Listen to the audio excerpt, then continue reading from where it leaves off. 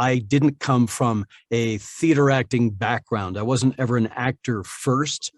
I was a technician, a visualist, a producer, and voice guy and broadcast, all those things first. So I have a certain amount of insecurity, and lots of the coaching that I've gotten has all been related to backfilling that acting stuff, you know. And Nancy Wolfson, I've worked with for a number of years now.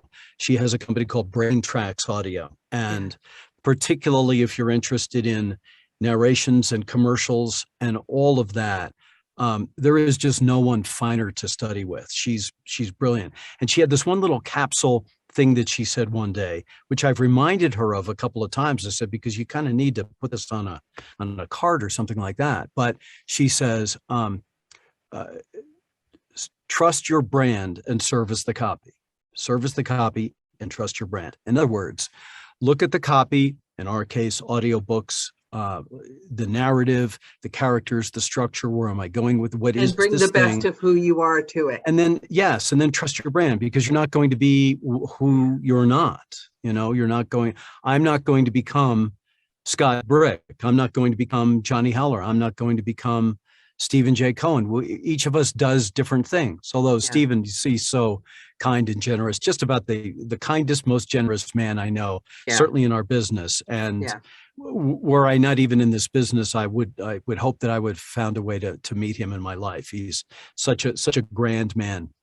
Yeah. He did say, this will sound ever so slightly immodest, yet it's amusing. So he said, I would like to cast you as Scott Brick's brother in something. Oh. He said, and then we co-occurred in New York at APA a couple of years ago when we were still live there, and we were all in the same place. And Scott and I were talking after a thing. We were just standing there in the auditorium at some seats and just talking. And Stephen is there going, yeah, he's like, I was right. So that was kind of cool. We have similar approaches to things, but I'm not him, and I'm not trying to be him, even as much as I pay attention to what other folks are doing, A-listers and what have you. I mean, I think it's inevitable in our business that you pay some attention to what those who have gone before you are doing. What are they doing well? What can you learn from them? It's part of the learning. But you know what you said about not having a theater background? I learned a secret through the last few years, that every narrator, every single one of them that confesses, oh my God, I don't have a theater background.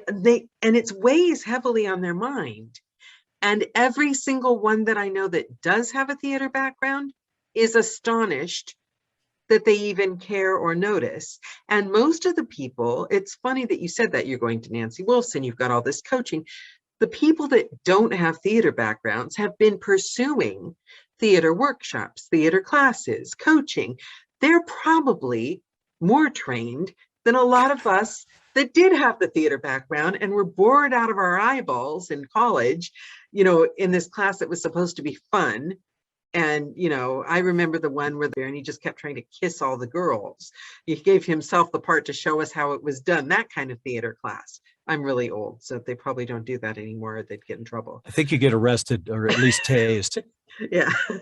But so it's funny, isn't it? The things we think are maybe holding us back or worrying us, or it's just us thinking it. You're working with Nancy Wolfson. She's the top